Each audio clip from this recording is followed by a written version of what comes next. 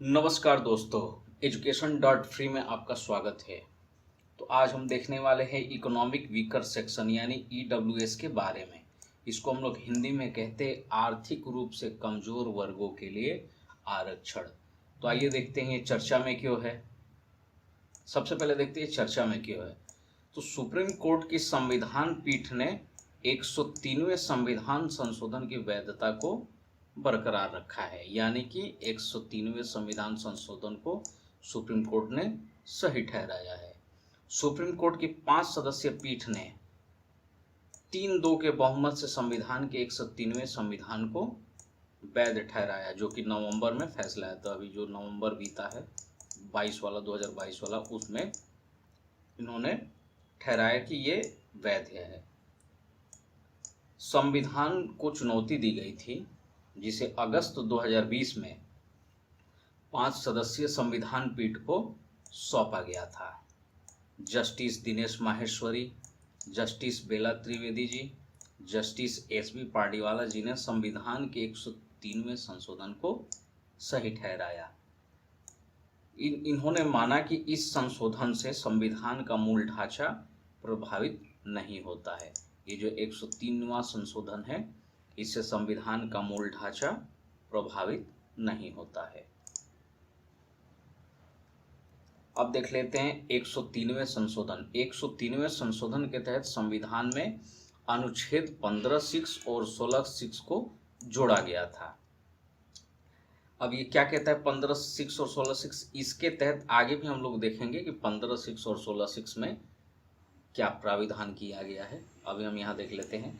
इनके तहत गैर पिछड़ा एवं गैर एससी और एसटी श्रेणी के आर्थिक रूप से कमजोर वर्ग को 10% तक आरक्षण देने की व्यवस्था की गई है।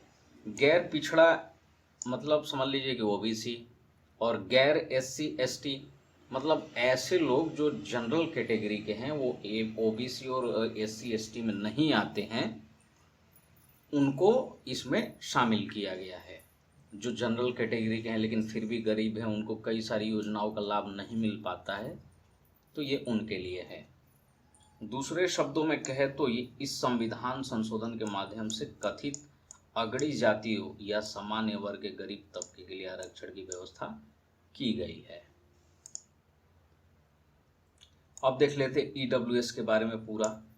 103वें संविधान संशोधन के द्वारा शिक्षा और सरकारी नौकरियों में सामान्य वर्ग यानी जनरल कैटेगरी की आबादी में ईडब्ल्यूएस को 10% आरक्षण दिया गया है। सीनो आयोग की रिपोर्ट के आधार पर ईडब्ल्यूएस को आरक्षण प्रदान किया गया, जिसे वर्ष 2010 में सौंपा गया था। सीनो आयोग ने सिफारिश की थी, उसी के आधार पर ईडब्ल्यूएस दिया गया।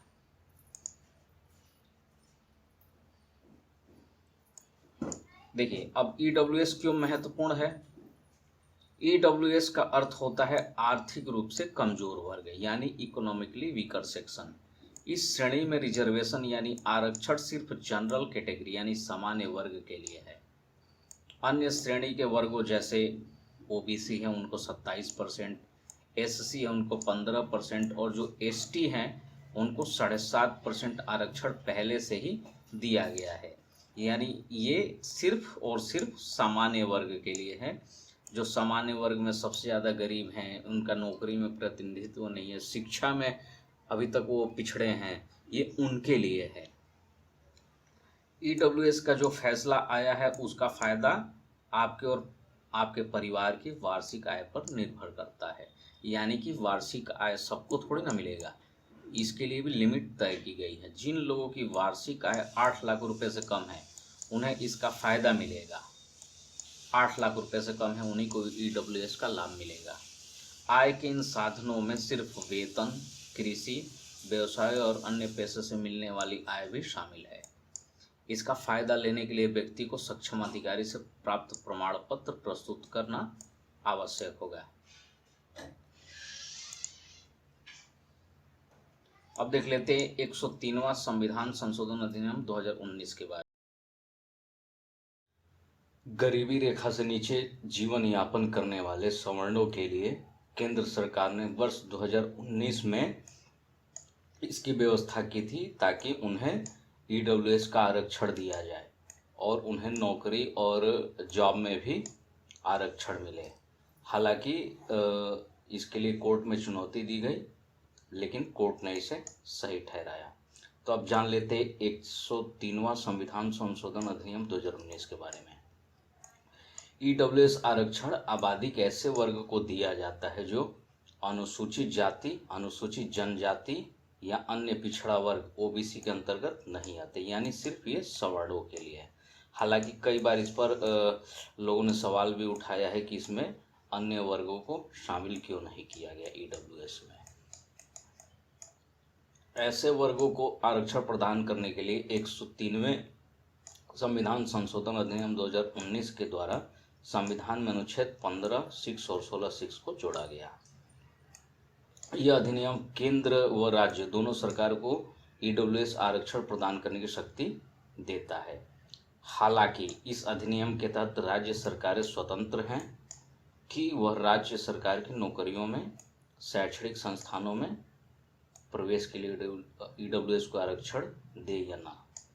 कहने का मतलब ये है कि कोई भी राज्य पर ये बंधन नहीं है कि वो नौकरी में या फिर जॉब में या जो भी है आपका शिक्षा उक्षा, उसमें शिक्षण संस्थान है उसमें वो दे ही, ऐसा नियम नहीं है।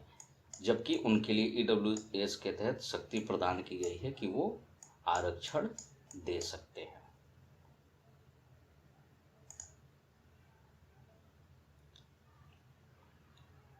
अब देख लेते हैं संविधान में अनुच्छेद 15(6) के बारे में, जो जोड़ा गया है संविधान में अनुच्छेद 15(6) क्या है।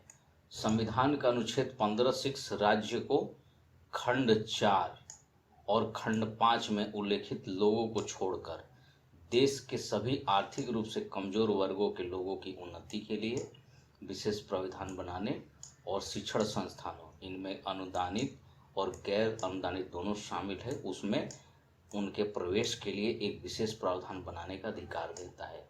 हालांकि इसमें संविधान के अनुच्छेद 30 के खंड 1 में संदर्भित अल्पसंख्यक शिक्षण संस्थानों को शामिल नहीं किया गया है।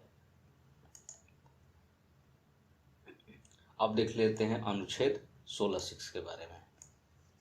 संविधान का अनुच्छेद 16(6) राज्य को यह अधिकार देता है कि वह खंड 4 में उल्लेखित वर्गों को छोड़कर देश के सभी आर्थिक रूप से कमजोर वर्गों के लोगों के पक्ष में नियुक्तियों या पदों का आरक्षण का कोई प्रावधान करे। यहाँ आरक्षण की अधिकतम सीमा 10% है, जो कि मौजूदा आरक्षण के अतिरिक्त है। यह पिछड़े वर्गों से संबंधित है जिनका राज्य की नज़र में सेवाओं में पर्याप्त प्रतिनिधित्व नहीं है।